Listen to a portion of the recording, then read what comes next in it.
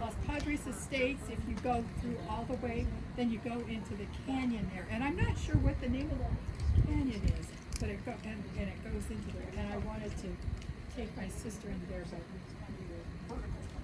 told him no. Yeah, that has happened to me, where people just say, nope, you Yeah. can't, this is ours. Yeah, yeah. But there's great rocks in there. Have you know, there's a documentary, I love it, I've watched it twice, it's called Floating Continents. It's on Prime, you know, it's about how all the breakup and and then it was interviewing geologists all over the world, you know, showing how parts of South America fitted into Africa and Madagascar and all of that. So it was just, I just loved it. Yeah. It's great. Yeah, so I'm actually teaching a class, an upper level class in the fall that's called Geodynamics, but really it's about plate tectonics. Oh, really? Yeah, that's just so fascinating. It's the science behind plate tectonics. Yeah. So it's, as I said, it's an upper level, but it's, I think it'll be good for students. Yeah, it is just fabulous. Yeah. And, yeah. I do too. That's why I'm doing my career in it. I was thinking all the you know, all of the different eras. Of course, I love all that stuff. Yeah. I don't know.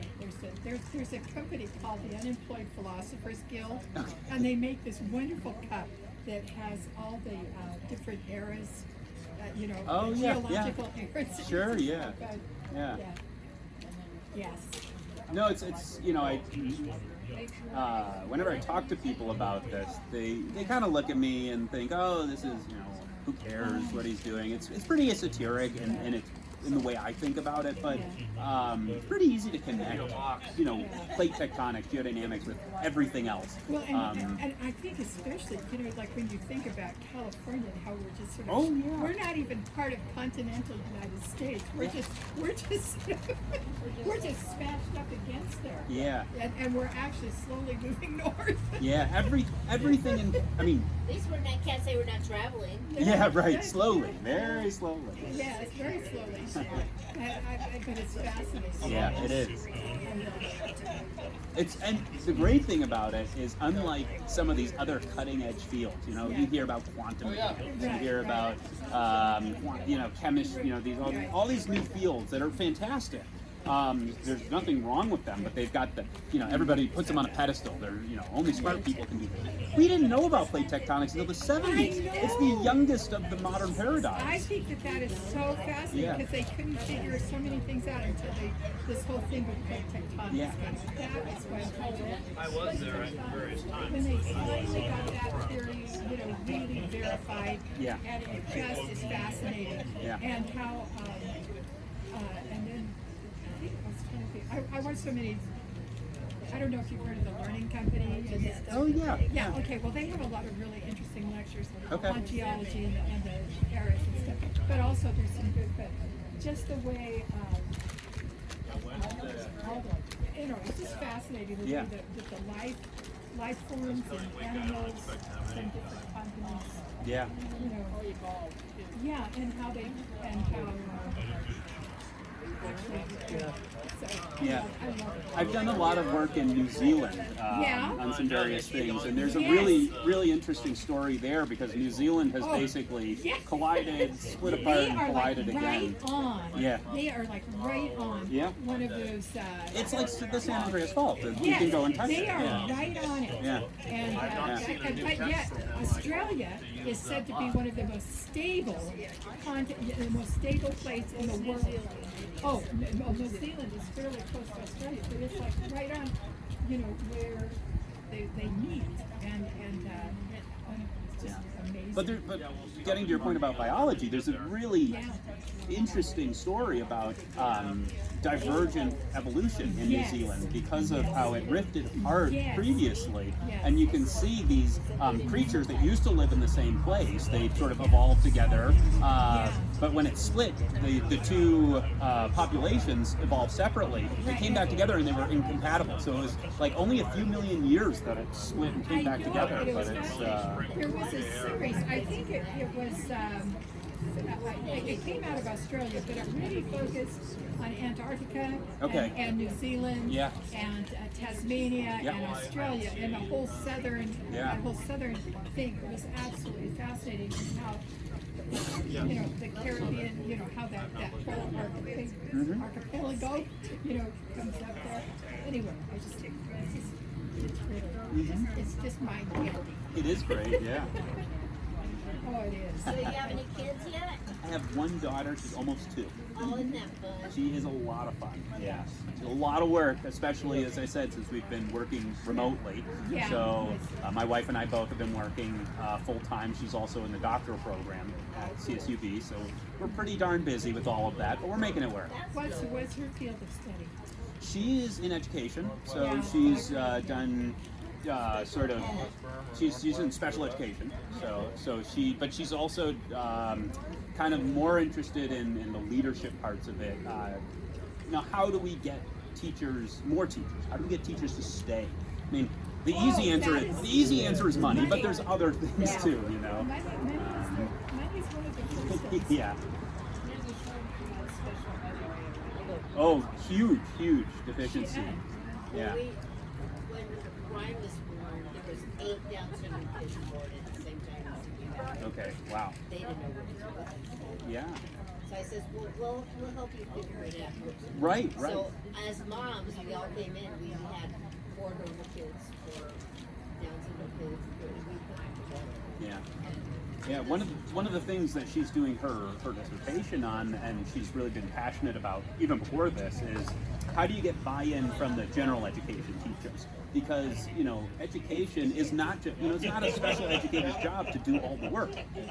Yes, their job is it's everybody. Yeah. Even the normal kids are individuals. Yeah, exactly. So this individualized education is a big part of it, and so. My wife's doing research into how things like teacher residencies can help with individualizing education across special and general education populations. Another thing is class size. Class size is huge, yeah. So And you know what? you guys are just like almost 40, right? Almost 40? Yeah, a little bit more. I'm 34. Oh, you're a baby. Yeah. No, I just turned 35. The pandemic doesn't count. Your pandemic years don't my count. kids, my daughter just had her, she has a 17-month. Okay. And she's 40. She'll be 40 this month. Yeah. So, it's interesting. Yeah. We're going to try and get 1 or 2 more in before we're 40. God willing, right? She has a 6-year-old. Okay, there we go. And she does really Good, that's great.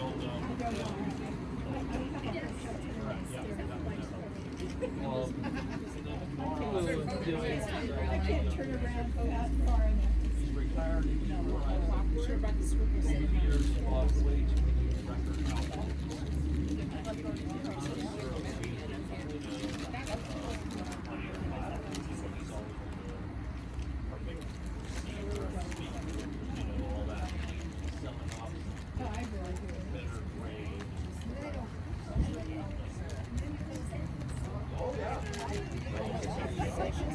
Were you involved with any studies?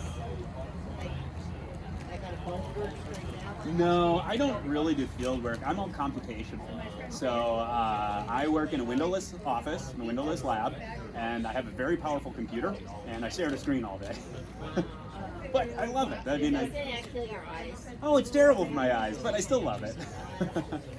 Yeah, but no, they tried to keep me out of the field from a very young age, and they were successful. So the students do what you do? Some of them do, yeah. A lot of them do like being outdoors, but some of them have caught the bug.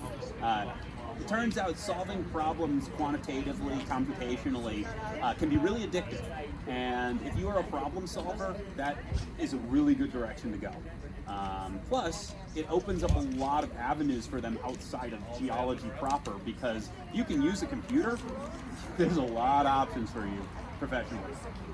Yeah, so. Yeah. I mean, designing software and thinking through problems and algorithms and things like that is just central to everything right now. And so it's a good skill set for students to have. do you do well with your wife? Yeah, we complement each other really well. Yeah. She's actually been very helpful in me as I have come from a research background and going into teaching. And I've been very helpful for her as she's doing her dissertation, doing more of the research. So, as I said, we very much complement each other and try to support each other as much as possible. Yeah.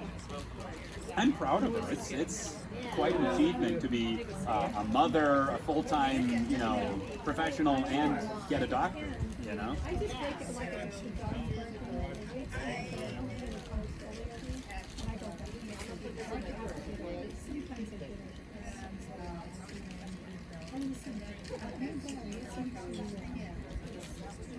So you should be taking your daughter to Disneyland soon. Soon, yeah. We're counting down. Yeah, we're saving up. We got a budget, in our bank account for Disneyland. Yeah. Well, right now the way it's going is you have to make a reservation. Yeah. And as long as you have a credit card, you can make a reservation in advance. Okay. And it runs about if you midweek, you can get in for $104. It's not too bad. It's terrible. Yeah. Not as bad as I thought it would be. No, I mean, I used to pay $200 a year for an annual pass. Wow. I Yeah. don't do that. Yeah. And now I say, Ryan can't go in because the rights there anyway. Oh. So we do go to downtown Disney. It's free to do that. Yeah. And I park in an area where I can park, but I'm not gonna pay for $35. No. I'm too cheap. I feel bad. Yeah. And I have a wheelchair, so we walk. There you go. Yeah. My daughter, she used to live right across the street from Disneyland. So Huh. Good deal. they're going to be moving back close to Yeah. What we're looking at right now, there's a conference that I go to every year that changes locations, and in 2023 fall, it's in Anaheim. And So you're going to be living in Anaheim as well? No, we'll stay in Bakersfield, but it's a nearby meeting, and we can make a vacation out of the end. Yeah. Well, we went swimming. I didn't stay overnight. My daughter did. Okay. I just watched the kids while they went to party because they used to live there. There you go. Yeah. So we went swimming in the pool. It was very nice. They got a lot of pools. There you go. It was really fun.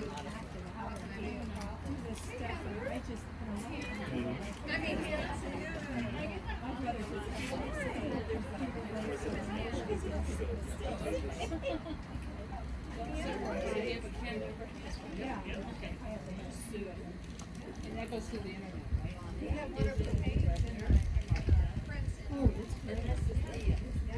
Just enjoy my coffee somewhere, listen to the stories of my language. The new cars don't have the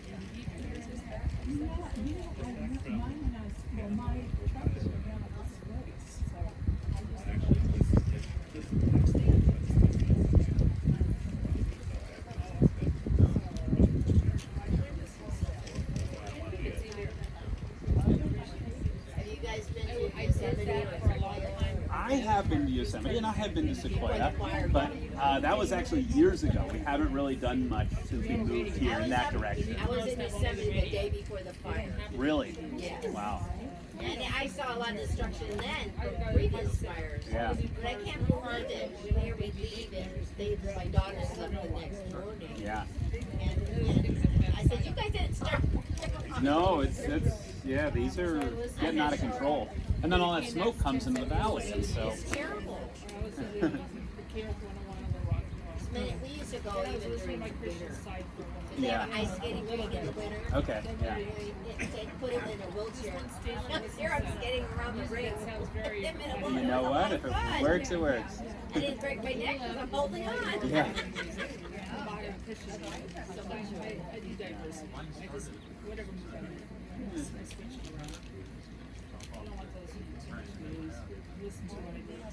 Yeah. A little bit on TV, a little bit there. Are you doing these all everywhere? I haven't done many places. I've done them at the Buena Vista Museum in Bakersfield, and then here. So, but I try to give talks when I can. I've given some in my apartment. I've given some in my college. So. Do you go to some of the different colleges? Yeah. So I've given virtual talks at Sac State, at Caltech, and I'm giving one at the USGS in Moffett Field. So those are going to be more technical. But yeah, I try to give talks where I can. And it's always a learning experience. Yeah, mostly for me. Yeah, that's very good. Yeah, it is really good.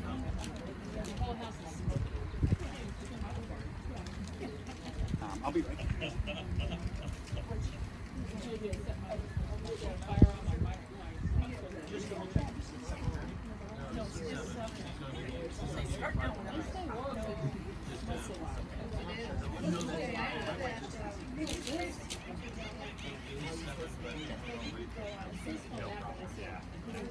That's fine. Oh, and actually, yeah, that's okay. That's okay. Yeah. Okay. Can you hear me when I'm going somewhere at all?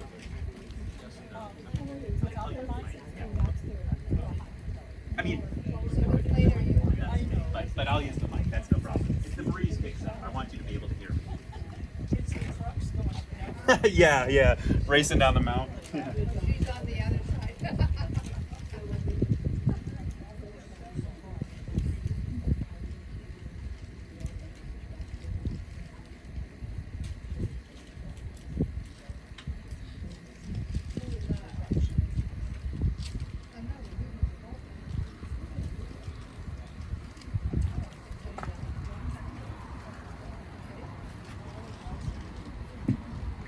So this works better. Now you can hear me.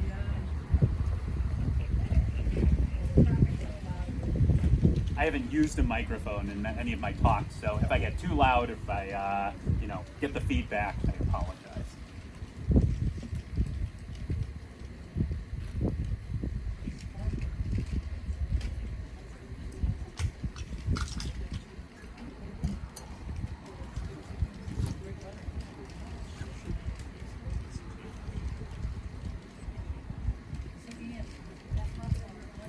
So actually, this is a significantly better turnout than the Buena Vista Museum in Bakersfield.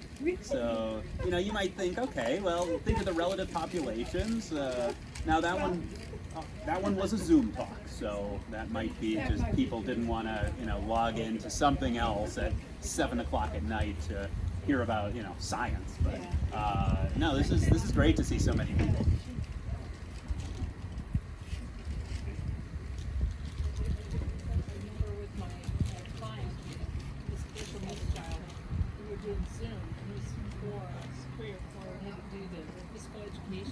Okay. And I don't use the iPad report or the Zoom thing, so I had to learn how to do it.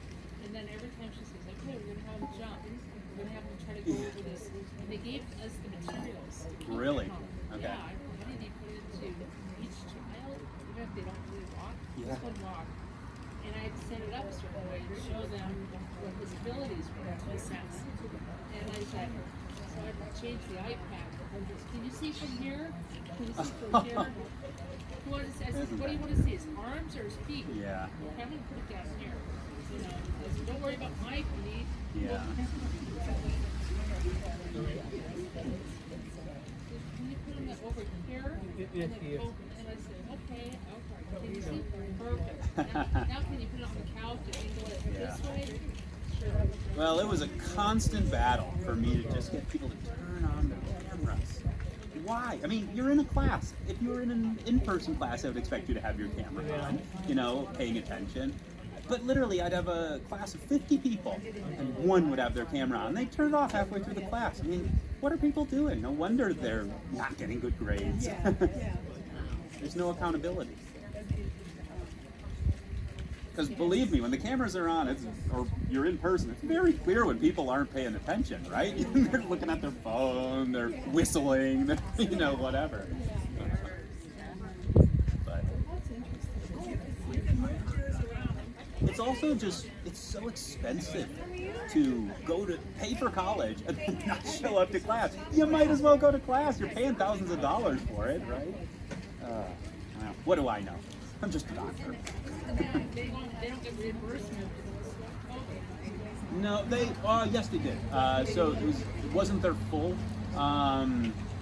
tuition, but there was support from the governor from Sacramento for that. So I want to say tuition's roughly $7,000 a semester, I want to say. No, maybe a little less than that. And people probably got about $1,600 back. So not the full amount, but not nothing.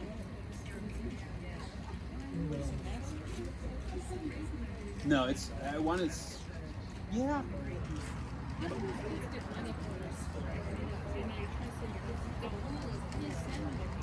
Yeah, it's a really good question, and it's an issue that's getting worse and worse and worse, even in the time since I went to college. But it's, you know, lots of kids are just getting priced out. Fortunately, the CSUs are among the cheapest college options, and they're, I think they're pretty good. I'm at one of the CSUs, so I think state universities are really great.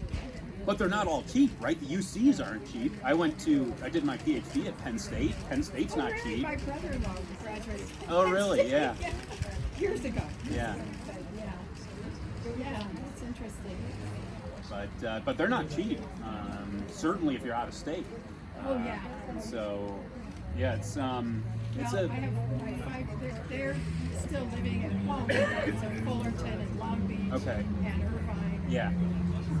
That's a great way to do it, I think. And, you know, a lot of my students come from in and around Bakersfield, and I encourage them when they're done with college to go elsewhere. But hey, while they're in college, you know, just get all of that done while you're living at home or near your family, or you can get laundry done or something. Yeah.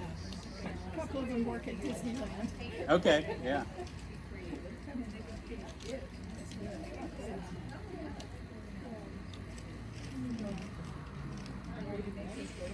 Yeah, it's after 7, isn't it? Whenever you're ready. I think this is Okay. So I want to thank you guys for coming. I just want to remind you guys that we're a nonprofit, all volunteer, no paid employees. And so if you guys want to donate on your way out, that would be awesome. We also have books for sale, the San Andreas Fault book and Finding Fault in California, as well as our own self-guided tour to the earthquakes. And so I'd like to introduce Dr. Matt Herman from Cal State Bakersfield Geology Department.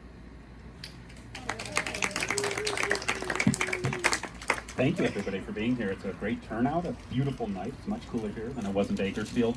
I'm actually going to advertise, I guess, one of the books from the museum in my talk here. So definitely, there's some really great resources. Okay, so I'm going to talk today about the 1857 earthquake. I'm going to talk about some other things, but really this talk is motivated by the earthquake that went right through here. Okay, so let's get this started. I like to start most of my talks with just a map of where we are in the world. You can see this is a map of Southern California. I don't have my pointer here, so I'm just going to gesture at the screen and assume you're following what I'm saying. Okay, so on this map, you can see the parts of Southern California. You can see the valley that I'm stuck in, that's Bakersfield. You can see the Sierra. You can see the mountain ranges, the transverse, the coastal ranges, the desert, the big city. And I put a little dot here at Fraser Park, where we're standing right now.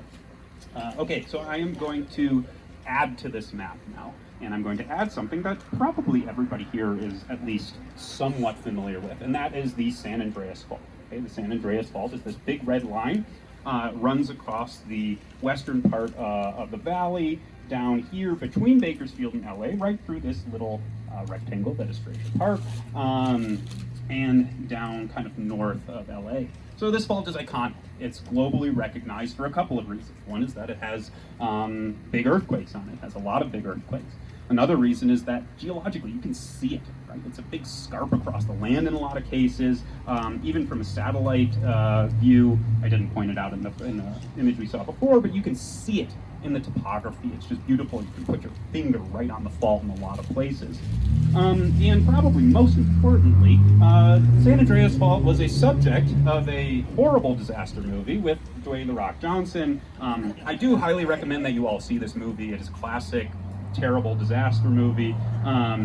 there are some inaccuracies in it, I will admit it. But there's also some really good learning opportunities from it. So in one of the classes I teach at CSUB, we motivate our study of earthquakes on the San Andreas Fault with clips from this movie. Okay, so this is Hollywood, but today we're going to talk a little bit about what actually happens on the San Andreas Fault. Okay, so this is just a picture of the fault. As I said, it's beautiful. You can see this fault from the air. You can put your finger on it. This is a picture of the fault as it goes through the Carrizo Plain. So this is northwest of here, west of Bakersfield. And I want to start with the basic question of what an earthquake is. So, you know, these faults have earthquakes. Here is the San Andreas, just to let you know where it is if you couldn't see it. And an earthquake is just the sudden release of energy that occurs by slip on a fault. And I'm saying this word fault like everybody should know exactly what I mean. What is a fault? A fault is just a fracture or a crack in the earth. That's all it is. Okay, nothing more special than that. And an earthquake is just a sudden release of energy that occurs when that fault slips. Okay, so if we had this fault here and everything was just sitting, we'd have nothing to worry about. But it turns out that the fault represents the boundary between two tectonic plates, and those tectonic plates are moving slowly but inexorably. And across the San Andreas, they move at roughly 40 millimeters a year. Those are units that scientists like to use. If you're not familiar with millimeters, that's about 1.5 inches per year. So not super fast, but you know, over 50 years, 100 years, 200 years, we're talking 20, 30 feet of motion. Okay, and while the plates are moving, the fault is actually stuck. You can think of the two sides as basically being Velcroed together. So the rocks on either side of the fault are building up energy, storing energy like a spring that's stretching and stretching and stretching and stretching, and eventually it's so stressed out that that Velcro breaks, and that's the earthquake. Okay, so here's a little just animation of what's going on. The two plates are moving. You can see the lines are bending. That's the energy being stored in the fault. It's very small. I apologize. I can share this if people want to look at this on their own time later. But you can see eventually the two sides just pop past each other. Everything sort of rebounds, goes back to being a normal grid, but the two sides have moved past each other. That's the earthquake. Okay, so this is the image I want you to have in your head as we're talking about earthquakes here. This is, of course, not happening on the scale of a couple of inches like this TV screen. This is happening on the scale of potentially hundreds of miles, which we'll talk about. Okay, so the San Andreas Fault has big earthquakes on it. The last one, 1857, at least on this part of the San Andreas Fault. And it's colloquially known in our field as the Fort Tejon earthquake because Fort Tejon is one of the places that was severely affected by the earthquake, and we tend to call earthquakes by the places they affect the most. We still do that today. Now, okay, imagine back in 1857. Many of us can't even imagine to what we eat for breakfast. Now we have to imagine all the way back to 1857, and this is a time we don't have a lot of technology like we're sort of used to today. So from a geophysicist perspective, we don't have seismometers, we don't have geophysical equipment, we don't have satellites able to image what's going on during the earthquake. We don't have the internet, we don't have television, we don't really have radio. Okay, so even reports of this are going to, require letters going from place to place. At this time, we don't even really have photography, modern photography. So photography did exist back then, but we don't have a lot of photos. So how are we going to learn anything about what happened in 1857? We are going to use written records. We're going to paint a picture through of the earthquake through the experiences of people who were in the event. Okay, we still do this today, right? How many people here, show of hands, who's felt an earthquake? Okay, who has told somebody about their experience of the earthquake? Okay, so we still do this today. We talk about it. Does anybody still write letters? Maybe show of hands. That's going to be fewer people, maybe, but that's the way people sent texts or emails back in the day. Okay, so I show here this book. This is from the museum. Okay, so we were talking about the books in the museum. This is a great resource. It's collected a history of what's going on in Southern California, and it's just really, a great book to read about what's going on here. Some things, lots of things I didn't know anything about. Now, I knew a lot of the earthquake stuff already because I love earthquakes, but there's a lot going on here. This is all part of history. The earthquake is part of history now. It's part of that historical record. So it's these types of resources are just crucial for our understanding scientifically, our understanding in the context of history of what's going on here. Okay, so let's look at some of those records. I'm just going to read some of these. You don't have to read along with me. I know the text is very small, but you can, again, form this picture in your head of what's going on. This is a letter of Lieutenant Colonel Beale, who figures prominently in the book, to the U.S. Army Continental Commands on January 9th, 1857. Okay, so the destruction to property, both public and private, has been immense. Many of the buildings at this post is the post at Fort Cajon, have been so injured as to be totally uninhabitable, as follows. Okay, so there's a whole list of damage. We'll get into some of that, but again, picture this in your head. We're talking about severe amounts of damage here, widespread. It's not just like one building fell over. We're talking about widespread damage here, okay? The unfinished building intended for a quartermaster's storeroom and office. One end has been thrown down and the remaining walls badly cracked in several places, okay? So again, we're not just talking about structural damage that's hard to recover from, we're talking about walls falling over, okay? One thing I like to tell people in earthquakes, and many of you may know this already, it's not the shaking that hurts you. It's the stuff falling from the shaking that hurts you, okay? So, that's where building codes come from. That's where the rule to fix everything to your wall comes from, okay? It's not the ground shaking. If an earthquake happens, you're standing in the middle of a field, probably you'll be okay, assuming there's not liquefaction or other things going on. But if you're under one of these posts or something and this falls on me, this is going to be a problem, okay? Okay, so what about some of the other descriptions? This is number 6, so there's a whole laundry list of descriptions. The quarters occupied by Company G 1st Dragoons. One of its chimneys has been thrown down. Its walls are more or less cracked, but it is sufficiently secure to be occupied. Okay, sufficiently secure to be occupied. Don't know if this guy's an engineer, but do we trust him? Maybe he just didn't want to ask for more money for rebuilding this. But in any case, we're still talking about substantial damage. Okay, so this is an artist's conception of what it might have looked like, right? We're not talking big city at this point. We're talking a couple of scattered buildings, but pretty substantial damage, right? We're looking at buildings that the walls have totally collapsed. They've cracked. They're sort of gone, okay? Now, why is that the case? A lot of this was brick and adobe construction. Now, in the terms of what a civil engineer might call this, it's weak masonry. And weak masonry is like the worst thing in an earthquake, okay? And it turns out California doesn't allow weak masonry buildings to be built anymore. There are building codes nowadays that you can't build a building like this, okay? Because it will not stand up in an earthquake, and people in California know there are going to be earthquakes. But there are other buildings around the world that are still built of weak masonry, okay? This is not just something relegated to a century and a half ago, okay? Does anybody remember in 2015 there was a big earthquake in Nepal? No, it's okay. It's a little far from home. But the big earthquake hit Kathmandu, and there was tons and tons of damage there because a lot of the buildings were these old buildings piled up with stone. And it turns out if you just have piles of bricks and the ground shakes, they fall over, right? They don't stand very well. If we have construction where we have concrete and rebar, that does much better. If we have metal construction, if we have wood frame construction, that does better. But these stacks of bricks don't do very well.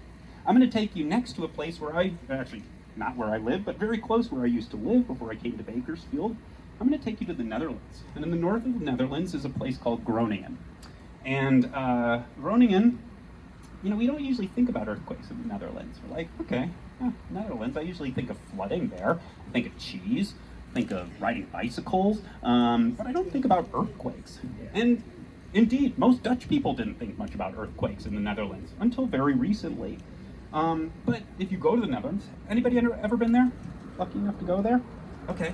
So a lot of the buildings in the Netherlands are old. In the US, we're like, yeah, building's 100 years old. It's really old. In the Netherlands, they're like, that's a baby building. 400 years old is the age of buildings there. And they're all built of stacks of bricks. Okay, they're all weak masonry. Okay, well, they didn't have earthquakes, so they didn't have to have seismic codes there. But it turns out natural gas extraction ramped up in the 1980s in the Netherlands, and recently, as a result of that, there's been seismicity in the Groningen gas fields, okay? Many earthquakes have occurred there. They're not big. They're magnitude 3.6, okay? You may not even know what magnitude is. You know a 3.6 is small, right? In California, you're like, 3.6, that's every day. But 3.6, if that happens under your brick house, brick house is gonna fall over, okay? $6 billion of damage, okay? That's not cheap, right? And people don't have earthquake insurance, so they're paying for it out of pocket. Okay, so in any case, this is what we want to imagine here, is stacks of bricks. And that's the building construction style that's going to dominate in the 1850s here when we're talking about this earthquake. Okay, so how about some other reports? This is the Santa Barbara Gazette from a couple of weeks after the earthquake reporting on other people's experiences. Mr. Warner arrived here from Fort Hone. All the houses, with 2 exceptions, were thrown down or otherwise injured so as to be rendered entirely useless. The shock was preceded with a peculiar rushing or rumbling noise. The damages are estimated at $50,000. Okay, $50,000. Some of us may be able to pay that out of pocket right now. But it turns out there's been some inflation since then, since the 1850s, and so that's about 2 million of today's dollars. So still, 2 million doesn't sound so bad. Why was it so little? Does anybody have any ideas? Few people. Yeah, exactly. So California's population, all of California's population in 1860 was 390,000. I looked up the census. Okay, so 390,000, that's smaller than today's population of Bakersfield, right? So not many people live there, and certainly not many people down here. Where did people live in the 1850s and 60s? They lived up north. What's up north? Gold, right? That's why we have the 49ers up there, right? And so people didn't really live down here. These weren't big villages, they weren't big towns. There was the fort. That's why we have these reports from the fort. But that's also why there wasn't a huge cost to the damages, because there wasn't all that much to fix. Okay, so now I'm going to take you a little further north. I don't know if you can tell, it's really small, I apologize for that, but each report I'm putting on the map as a small dot. So this is now a report from kind of around Bakersfield. So 2 companies of U.S. troops were having their forces herded in Kern River Valley. Okay, Kern River is no longer really a river. It goes right behind my house, and believe me, it is dry. There's no river there. But I'm in the Kern River Valley, so I'm imagining this happened at my house. When the shock occurred, the men in charge were around their campfires in the morning and very unceremoniously tipped over their coffee pots, their camp kettles, and themselves also. So this is enough to knock people over. Upon looking at the river, they were astonished to see the Kern River running upstream. Okay, so that's a pretty significant shaking. Large trees were uprooted, and in the language of some who were there, all creation seemed to be going into one eternal smash. Okay, so again, paints a picture. There's not buildings here. This is, going to be the wilderness at this point, but you can get a sense of how much shaking there was. Okay, let's do a couple more of these. This is Tulare Lake. Again, artist rendition. I love these. I think these are fantastic in the book.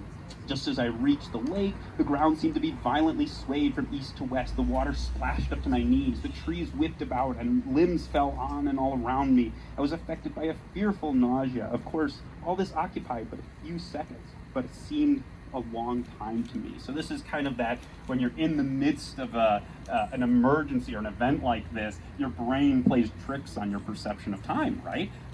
So yeah, this shaking probably only lasted a minute, maybe 2 here. It's a big earthquake, so it probably lasted actually a couple of minutes. But while you're in it, it probably feels like a lot longer than 2 minutes. Okay, the lake commenced to roar like the ocean in a storm, and staggering and bewildered, I vaulted into the saddle, and my terrified horse started. As eager as I was to get out of the vicinity, I found my friend, who had not dismounted, almost in a state of collapse. He eagerly inquired, "What is this?" I replied, "An earthquake." Okay, well, yeah, obviously it's an earthquake. This friend must not have been from California, because I think, he would have recognized it was an earthquake very quickly. Okay, so let's go a little further away. Now let's go down to LA. This is from the Los Angeles El Clamor Publico, just a couple of days after the earthquake, or 1 day after the earthquake. At 8 o'clock yesterday morning, an earthquake of great strength and duration, lasting about 2 minutes, was felt here. The undulation of the earth was from north to south. The inhabitants fled from their houses in terror and gathered in the streets. No one has been injured, and only some houses were cracked. This earthquake was not as strong as last year's, but it lasted much longer. Okay, so this is kind of a weird difference, right? Somehow, there's no damage in LA. So what's going on in LA that might be different from here or from Tulare or Bakersfield area, right? And in fact, they say it's not even as strong as last year's earthquake. So what's the difference? We'll get to that in a second.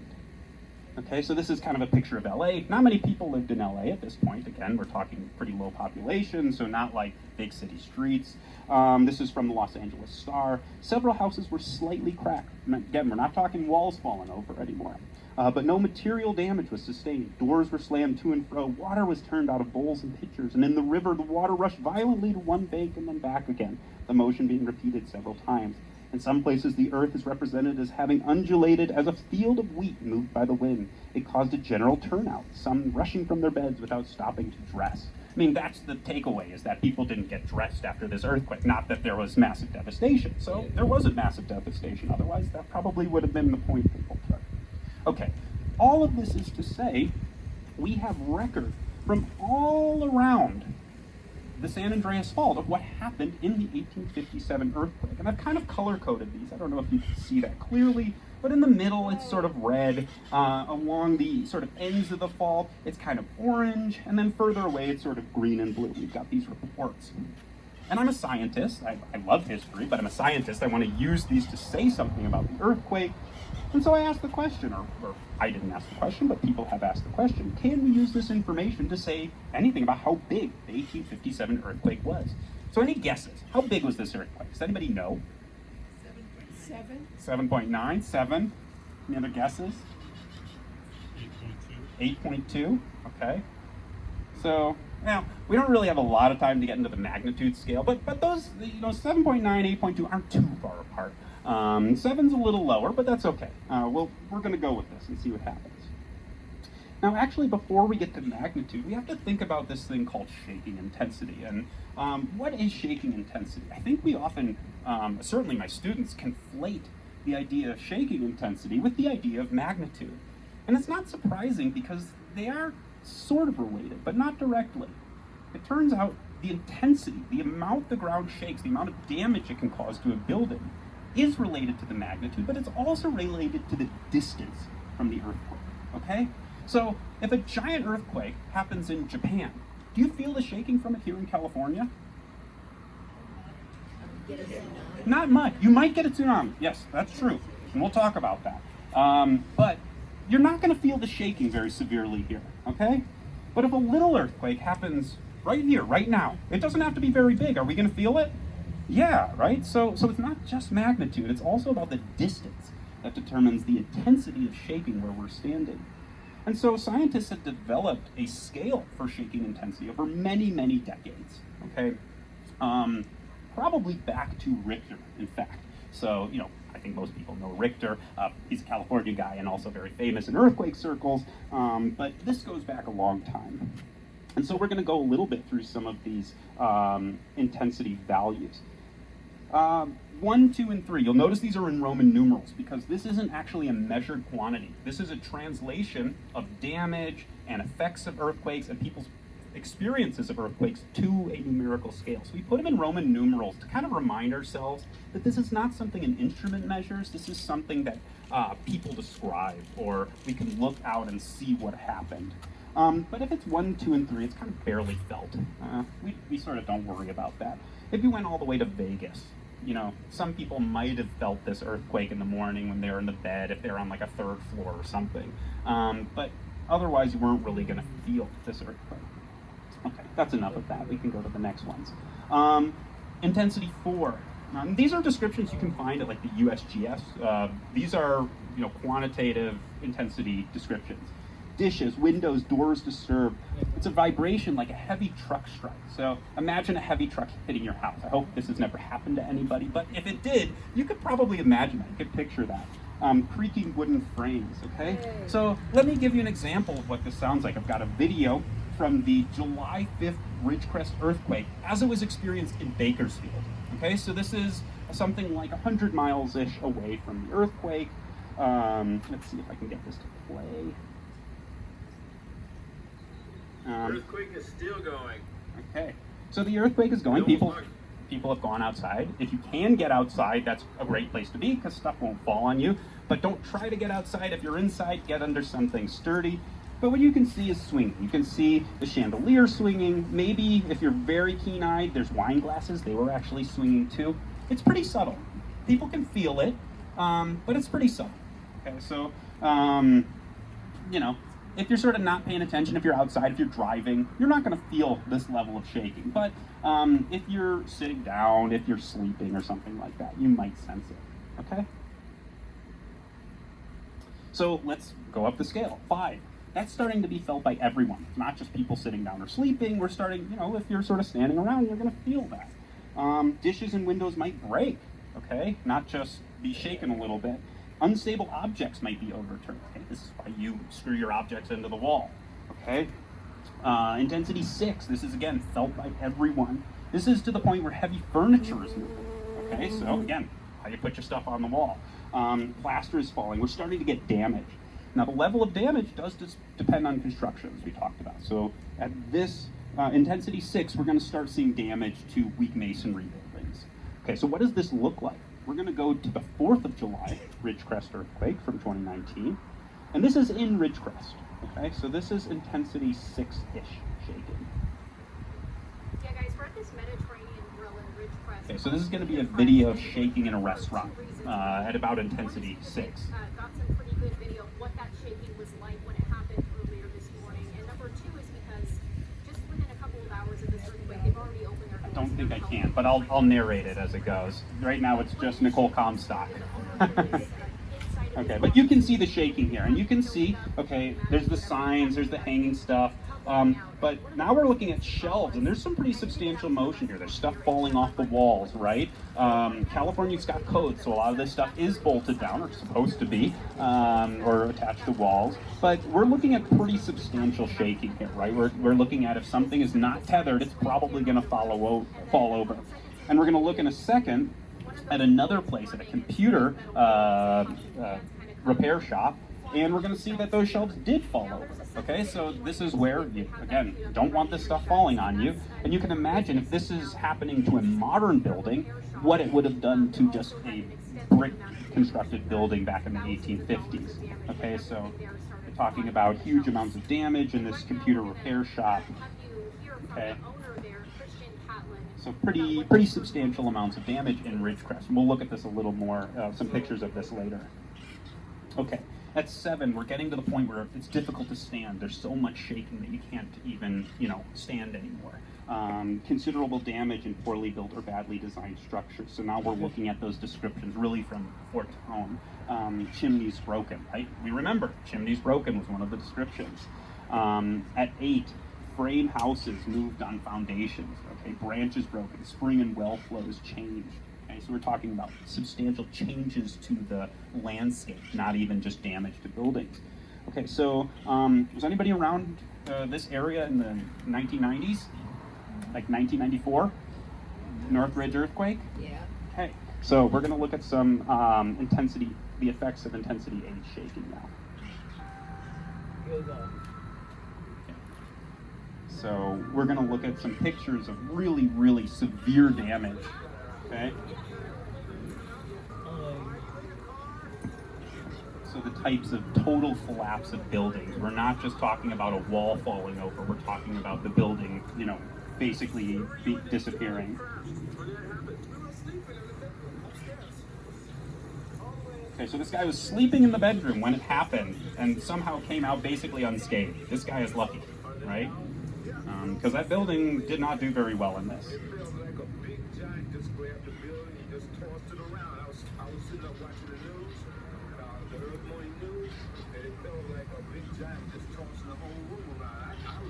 Like a big giant was tossing the whole room around.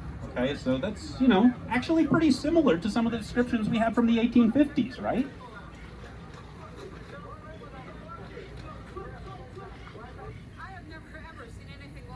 Okay, and the bridge collapse is sort of the iconic damage that happened during this earthquake.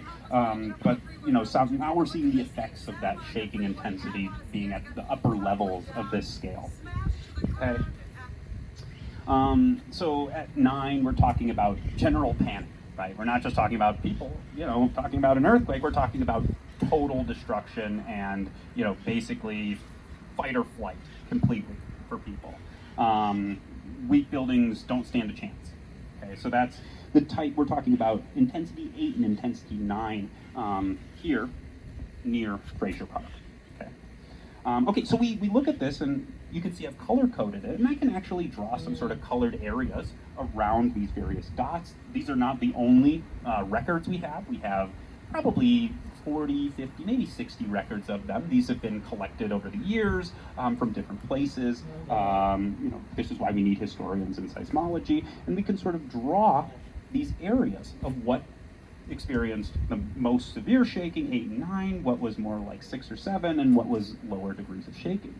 And so we can see, oh look, there's this area here that's very intense shaking along the San Andreas, less intense, and so on and so forth, and it kind of circles around the fault, and it turns out that is exactly where the fault broke.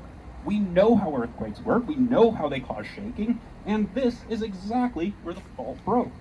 So we can draw in orange here the part of the fault that broke from these historical records. And it turns out when geologists go out to the fault, we can see that if we go all the way up to Parkfield, we see evidence of it breaking all the way up there. If we go north of Parkfield, no more evidence of the 1857 earthquake, okay? Because that part of the fault didn't break. If you go all the way down south here, Class A, San Bernardino, it broke all the way down there. And then if we go further south, there's no evidence anymore, okay? Because it didn't break down there. So these historical records were actually really useful, right? They guided geologists to find evidence of this earthquake. So getting back to our question of how big this earthquake was, it turns out the length of the fault is a really good indicator of its magnitude. This is something we know from studying a lot of earthquakes around the world. And just to give you a little sense of why this is the case, if you went to my talk at the Buena Vista Museum, you may have seen this already, but if not, this will be new to you. So I'm going to take you to the CSU Bakersfield Library. Okay, libraries are great places, just like museums, where you can get information about all sorts of things that sometimes Google doesn't give you. Okay, but actually today I'm going to destroy the library. Okay, I'm going to destroy the library with an earthquake. So I am going to put a small fault on the sidewalk. I'm going to make this fault about 6 feet long. Okay, so a sidewalk is about 6 feet-ish wide. Okay, crack in the ground, put an earthquake there. Okay, if you're standing on like the library steps and there's this crack here, 100 feet in front of the library, you don't care, right? You barely even notice it. It's like what construction equipment does to the ground. Okay, so this would be a fairly small earthquake. You wouldn't even maybe notice it, but we can get bigger. Okay, let's zoom out a little bit. Okay, so now we're going to look at the whole CSUB campus. Okay, now we're going to destroy all of CSUB by putting a fault about the size of campus, so something like 3,000 feet long. Okay, so this is now substantially bigger, and you can imagine if this fault broke, this would be damaging to all of campus. But standing here in Fraser Park, we could care less, right? This would be in Bakersfield, it'd be way that way, and it's like, okay, this wouldn't shake us at all. Okay, you might care because I'm there and you know me now, and be like, oh, I wonder if Professor Herman is okay. But, you know, your house would be all right. So, this fault is about the size of a magnitude 4 earthquake. So, pretty small, all things considered. But, okay, 3,000 feet is a magnitude 4. Let's get bigger. Okay, we're going to zoom out one more time. This is now most of Bakersfield. So this is actually kind of the view if you flew a drone straight up from here and looked at Bakersfield from here. So this is looking north in the valley. Now we're going to make a fault the size of Bakersfield. So this is about 8 miles long. Okay, so this is getting to be a pretty big crack in the ground. We might feel it here in Fraser Park if this fault had an earthquake. And indeed, this would be damaging to all of Bakersfield and the surrounding regions. Probably not damaging here, but certainly you would sense it. This is a 6.5. Okay, so we're still not even really getting to a 7 yet. We're not even getting close to some of your guesses was an 8. But remember that San Andreas break was way bigger. zooming way, way, way, way, way out, that 1857 earthquake was about 150 miles long. 150 miles is about magnitude 8. So it turns out the exact answer, 7.9 or 8.2 or exactly what it is, depends on how much the two sides move past each other. And that is actually an area that is sort of open research right now. The original study suggested it moved about 30 feet, so something like from here to maybe the back of the car in the parking lot. That's a lot. Some of the more recent studies suggest that might actually have been 2 earthquakes. So, and still moved 15 feet during the earthquake, but maybe not 30 feet. Okay, so it sort of depends on how you measure it, and there's some debate over that. But in any case, both of them put you right around magnitude 8. So we're talking about a very large earthquake. Okay, now, this is great, right? So we got the magnitude of the earthquake from historical records. This is pretty cool. What about today? Do we need records of earthquakes today? I would say yes. Despite all of our technology, despite all of our knowledge about earthquakes, we still need, and we indeed still use, people's experiences of earthquakes today. The United States Geological Survey, with whom I work very closely, has a project called Did You Feel It? Has anybody ever seen that before? Has anybody ever reported an earthquake there before? Okay, you can still go back and do that. If you have felt an earthquake and you didn't report it, you should go to their website and you should say, here was my experience of that earthquake. This is data that we can use as scientists. Okay, so this is an ongoing project. I'm going to take you to the Ridgecrest earthquakes. Did anybody feel those here?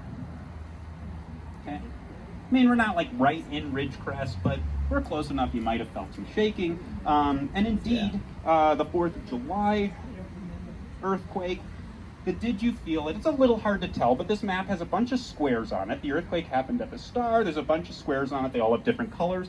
Those are people's experiences of the earthquake. Those are colored by the intensity scale, which is right here on the bottom. Again, you may not be able to see it, but that says 1, 2, 3, 4, 5, 6, 7, 8, 9, 10 on the Mercalli intensity scale. So going from sort of the light blue colors to the red colors is greater intensity. And you can see the greatest intensity is right near the earthquake. It decreases as you go away. But this is an earthquake that was felt all across Southern California. Okay? It turns out this earthquake was probably felt by about 5 to 10 million people, of whom only about 50,000 reported. Yeah. I mean, come on, people. Usually a big earthquake gets something like a few hundred reports, but still, so 50,000 reports is actually really good. This is really useful information for us. Okay, was this all that happened in Ridgecrest? Just the 4th of July one? See some shaking heads. Because no, there were 2 earthquakes, right? There was one on 34 hours later. The 5th of July was actually, oh, sorry, I jumped the gun here. I just wanted to show you some of the modern effects of intensity 7 or maybe 8 shaking. So we're seeing, damage to mobile homes. We're seeing cracked walls and things like that, even with building codes in California now. Okay, so many of these buildings are retrofitted. Mobile homes probably not. But 7 or 8 intensity shaking is going to do substantial damage. Okay. Well, as I said, I jumped the gun a little bit, but there was an even bigger earthquake on the 5th of July than the next day, the nighttime, and indeed another Did You Feel It went out. There's actually fewer reports here. I think a lot of people probably filled out the wrong report, or were like, well, I already filled out one for this earthquake, even though there were 2 earthquakes. So, people get confused about these things. I get confused about these things sometimes. But in any case, being slightly bigger, it pushed out the area of greater intensities, and so this earthquake was actually probably felt by something like 20 million, or maybe more people. So even if we didn't get all these reports, this earthquake was felt by a lot of people. And we can see the effects of that intensity 7 or 8 shaking, again doing substantial damage in nearby towns and grocery stores and things like that. So, high intensity shaking is dangerous even today with modern building codes. Okay, so why do we still need these records of shaking? There's a few reasons that I'm going to get into now, and there's more reasons that I'm going to talk about in a few minutes. 1, earthquakes don't all behave the same. Okay? We need records of people's experiences from different events, what different intensities do to different buildings and people and things like that, to figure out the various possibilities when it comes to preparing for different earthquake impacts. This is really important. We have so many seismic and geodetic and geophysical instruments in California right now. I mean, if you looked at a map of them, you'd barely be able to see California. There's so many of them right now, thousands and thousands of them. But we can actually supplement and enhance these data sets with the direct effects of shaking, because it turns out shaking depends on local conditions, okay? And the local conditions are really hard to get at, even with all of our geophysical instruments. So what happens right here could actually be quite different than what happens right down the street. But if we have experiences from here and experiences from down the street, we can start to put those in our models of what happens during different earthquakes and different scenarios. Okay, so for the last few minutes, I just want to talk about actually my area of current research and why records of shaking are so important to understanding those areas. So I'm going to zoom out. This is now a map of the whole world, okay? And on this map, you may not be able to see, but there are lines on this map, and these show plate boundaries. And I don't want to get into plate tectonics right now, but the point is that plate boundaries are where most earthquakes happen. And you'll see some of those plate boundaries are in red. Those are called subduction zones. Now, the San Andreas Fault is called a transform plate boundary. It is not a subduction zone. But subduction zones turn out to be really important earthquake-wise. I'm going to put earthquakes on this map, and the size of the circle is going to be related to the size of the earthquake, the magnitude of the earthquake. And you'll notice California doesn't look like it has very many big circles, right? This is earthquake since 1970, and I just updated this 2 days ago, so it's pretty current. California's pretty quiet globally, all things considered. Where are the biggest circles? They're all covering those red lines. Biggest earthquakes in the world happen in subduction zones. These are earthquakes like the 2011 Japan earthquake with the giant tsunami that knocked out the Fukushima nuclear reactor. These are earthquakes like the 2004 Indonesia earthquake that had a tsunami that killed 250,000 people. These are earthquakes like the biggest one ever recorded in 1960 in Chile, southern Chile, 9.5. Okay, so remember, it took us quite a bit to go from a 6.5 to an 8, right? It took us something like 8 miles to 150 miles long to get from a 6.5 to an 8. Okay, to get to a 9.5, we need to go up by that factor again. Okay, so this is a big earthquake, right? These are really, really big earthquakes, and so these are what I study in my research. But written records are really crucial for understanding what goes on here too. Okay, so I'm just going to take you to a place like Chile that I've worked on a lot. This is a place historically that was colonized by Spain starting in 1535 until independence in 1810, and you know, Westerners like to write things down, and they had systematic documentation of what happened in their communities, just like they did here, they did down in Chile, and some of those things were earthquakes. Most of the population at this point was south of this line here, because up here is a really, really nasty desert. It's hard to live in even today. Okay, so in any case, on here, I put the length of the 1857 earthquake, just to give you some context for how big some of these reports are going to be. Okay, so 1575. We're going way back, right? This is way before 1857. They've got some long records here. Okay, so all 5 stockades of the Indian territories were destroyed. More than 20 people were killed in the Valdivia outpost. Now we're talking tsunamis. These are earthquakes that happen underwater and generate big tsunamis. Reached the outpost while the earth was still shaking, and a bore developed in the Valdivia River so that one could see the stones on the bottom. The tsunami was observed as far north as Concepcion. So I circled all the areas that experienced this, right? So this is even bigger than 1857 here in California. Okay, let's look at another one. 1730, July 8th. The destruction of Valparaiso was total. Okay, so total destruction means pretty significant shaking, even for an earthquake that probably happened offshore, and included the hillsides. But the city was still quite small and mostly located on soft ground. They're kind of hedging their bets there. La Serena and Coquimbo were damaged, and there was moderate damage as far south as Xi'an. The tsunami at Concepcion was said to have exceeded that of an earlier earthquake. There were few casualties as the population had fled to the hills. So we're talking, you know, again, a pretty big area that had effects. Okay, let's go to a really big one. 1868, one of the biggest earthquakes we think we have in the historical record. Severe damage to Arequipa, Moquegua, Mollendo, and several other towns in southern Peru, felt from Guayaquil to Valparaiso. Okay, so we're talking about being felt from southern Peru all the way down to Valparaiso. I mean, that's just huge, huge earthquake. We think that was definitely 9+.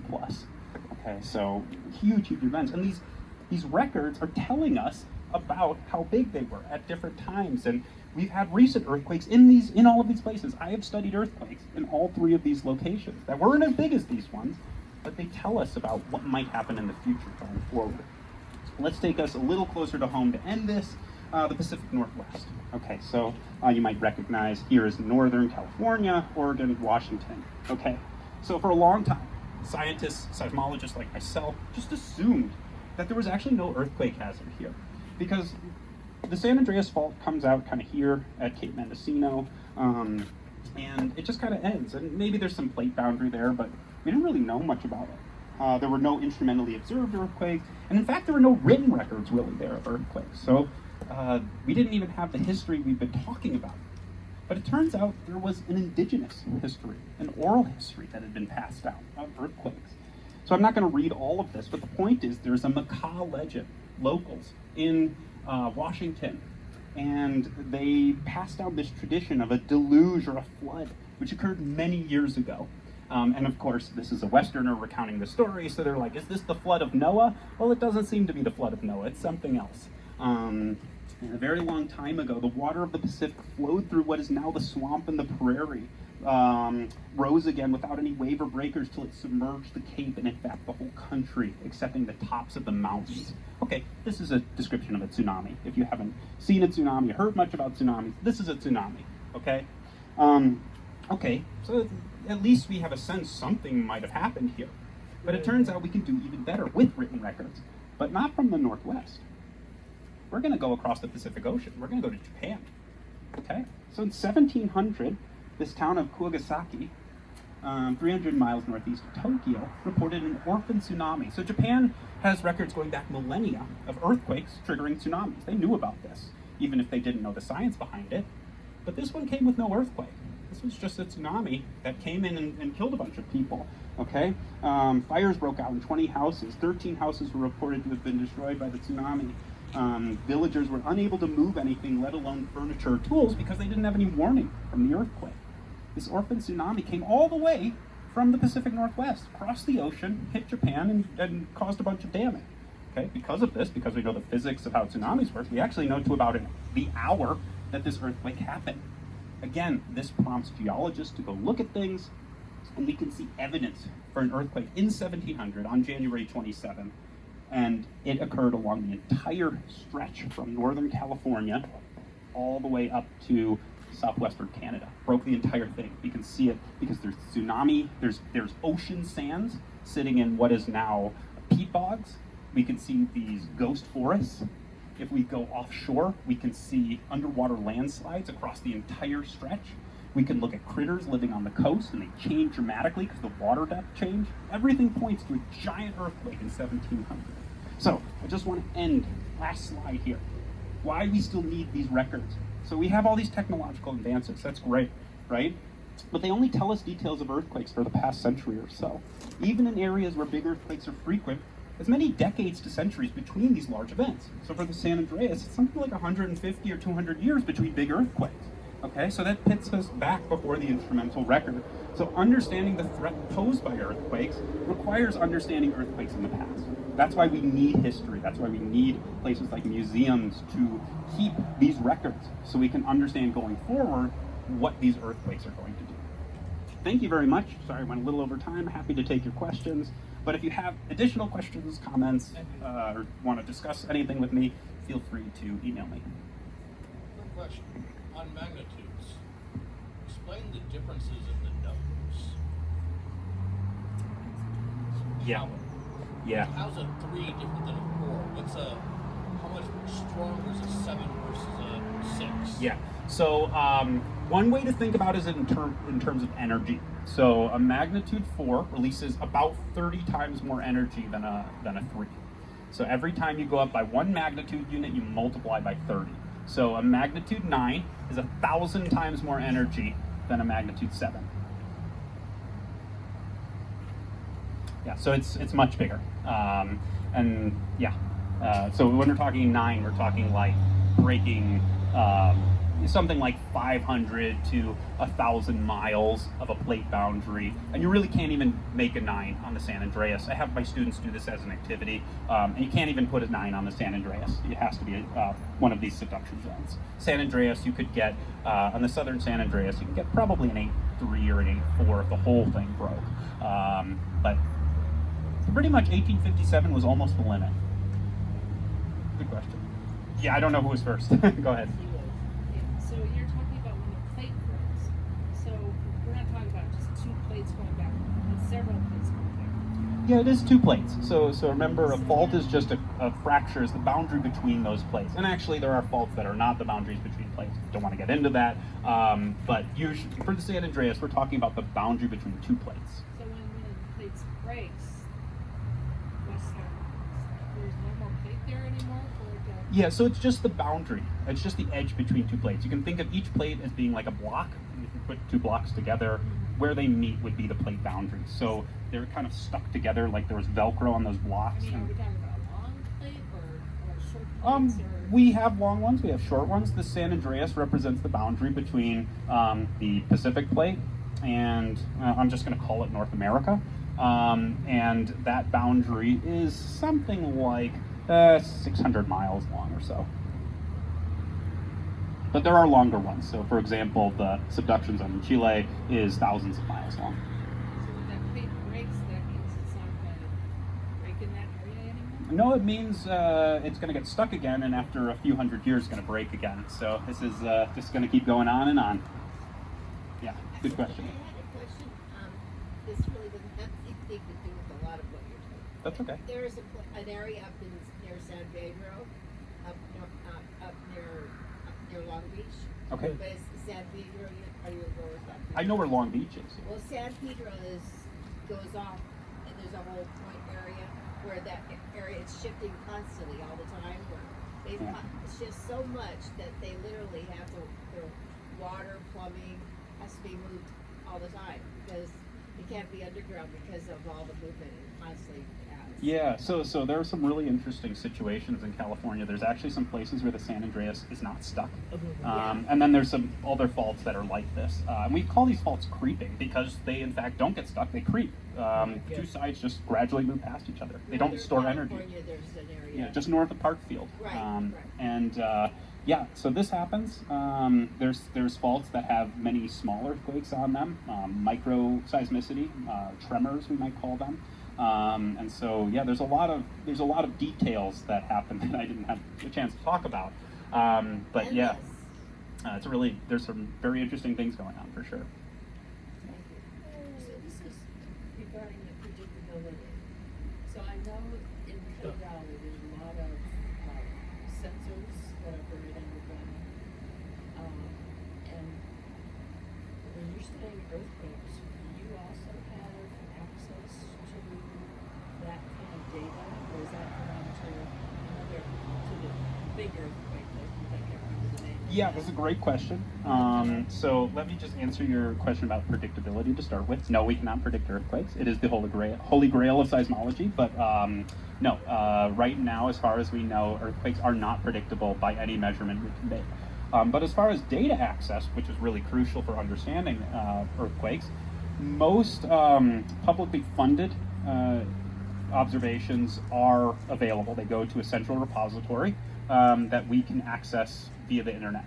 So that's actually really nice. Private data, so anything that's collected, say, by an oil company, that requires some work to get. And usually they tend to be pretty stingy, so we can't get access to that. They actually do deploy their own networks, particularly when they're concerned about things like induced seismicity. I talked about this stuff in the Netherlands. There's induced seismicity in the US too, not so much in California, but you know, there's that chance. So oil companies have deployed many seismometers, underground, above ground, but they're very stingy about their data. So they don't share as much. Yeah. So San Andreas is a transverse fault, is that? Transform is the word. Yeah. Yep. So the fact that we're in the section where there's this big S curve. The Big Bend. Yes. I imagine the creeping faults are kind of the opposite of what's happening here. Is that correct? Like, this Yeah. suggests that we're under a lot more pressure, so when it breaks, it's going to break actually in a good place. You know, it's it doesn't to quite work like that. But you're right, the Big Bend does some weird things. Because, if you think about the direction the Pacific Plate is moving with respect to North America, if you go kind of where I showed in the Carrizo Plain, or if you go sort of south of San Bernardino, the fault is oriented in the direction the plates are moving. And so the two plates can sort of move past each other. They get stuck and they keep going, they get stuck and they keep going. Well, you can imagine if there's a big kink in the fault, actually the Pacific is kind of riding up over North America in this area where we're standing right now. And if you look at places like, say, Los Angeles or Fraser Park or things like that, you'll notice there are these mountains here. And these mountains are actually actively growing. They're uplifting right now because there is convergence between North America and the Pacific Plate right now. It's not the Himalayas where there's active convergence going on, but there is that happening. And that's why there's a wide zone of earthquakes south of here, all the way down to, beyond the coast.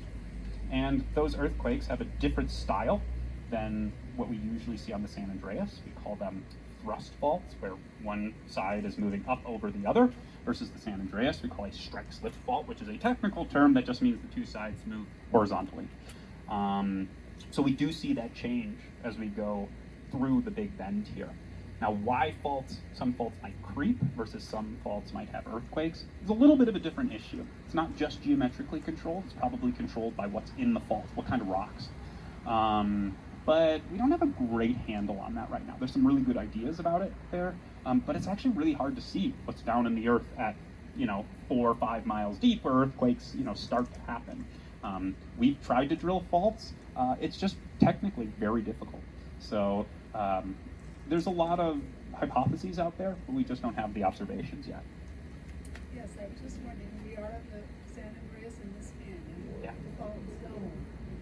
If there were a fracture, would it vary? Like maybe 1857 happened right here, maybe it's going to happen over there. We don't know, right? That's a great question.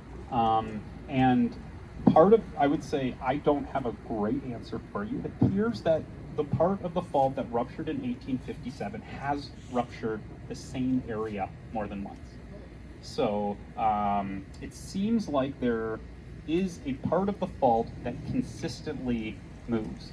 Now, whether it's exactly in the same place or there might be a zone of maybe 10 or 20, I'm going to use meters, so 30 or 40 feet that earthquake might go through.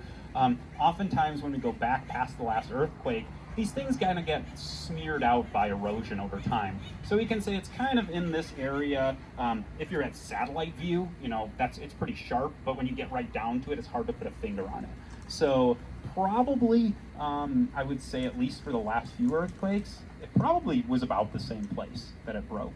But we also do know that it is a fault zone. You're very right. When we look at earthquakes, even very precisely located earthquake with our thousands of instruments you were talking about, we have tons and tons of instruments here run by places like Caltech, run by places like Berkeley. We can see that there's earthquakes all the way from basically Bakersfield down to, as I said, south of the coast. These all represent part of the deformation that is the plate boundary. So this plate boundary is an evolving system over geologic time. And so where the next big earthquake might happen, we have 7s, we have 7.5s that happen other places, Kern County earthquake, we have the Landers earthquake, we have the Ridgecrest earthquakes. These are actually all part of the plate boundary system. But it seems like the biggest earthquakes really do get focused on the San Andreas. It's hard to, again, when we're talking about a fault that's long enough to have a magnitude 8, about the only one is the San Andreas. It's hard to do it on any of the other ones. So the North Plate is moving south and the Pacific Plate is moving north, or is it the other way around? Yes, the Pacific Plate, so LA is moving towards San Francisco right now. Actually, I guess San Francisco is kind of moving north too because it's also on the Pacific side. So LA is moving towards the East Bay. But so the North Plate is moving north and the Pacific Plate is moving south. The Pacific Plate is on the west side. That part is moving north. And the basically like Bakersfield and everything in North America is relatively moving to the south. Yeah. Yeah, right. Well, in 30 million years, the distance between San Francisco and LA will be significantly shortened. But other things will have changed by then too. So, Now, our fault lines that we have here, we have Garlic Fault, right? Garlic, and what's another one that we have? yeah. So, White. yeah. So White Wolf. Yeah. How does that work with the Yeah. The Garlock Fault I did not talk about at all. Maybe I can go back here to one of my maps. The Garlock Fault is an area of real interest to me because I'm interested in these big plate boundary structures. But you'll see, I didn't draw the San Andreas on here, but you can remember the San Andreas came right up through here. You can see the Mojave Desert, and it kind of comes to a little point here, actually right about Fraser Park. Turns out there's a big old fault going this direction here, and that's called the Garlock Fault. And that is actually a major plate boundary fault. It turns out the Mojave Desert is kind of its own little plate. It's not quite North America, it's not quite the Pacific, it's not actually quite the valley either. It's doing its own thing, and we call it the Eastern California Shear Zone, and the northern edge of it is the Garlock Fault. And this has had big earthquakes in the past, but it's really irregular, and it's really unclear what it's timed with. Is it related to what's happening on the San Andreas? Sometimes, sometimes not. Is it related to what's happening over here in Owens Valley? Maybe, maybe not. The Garlock Fault is very confusing.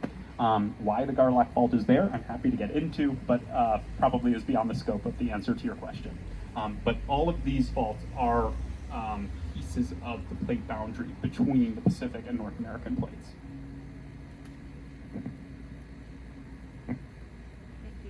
Yeah. Great questions. Well, we thank you very much for coming. Yeah. Thank you so much for the invitation. It was a lot of fun. And we have a little seismograph thing we want you to look at inside. Okay. Find out more about it. Okay.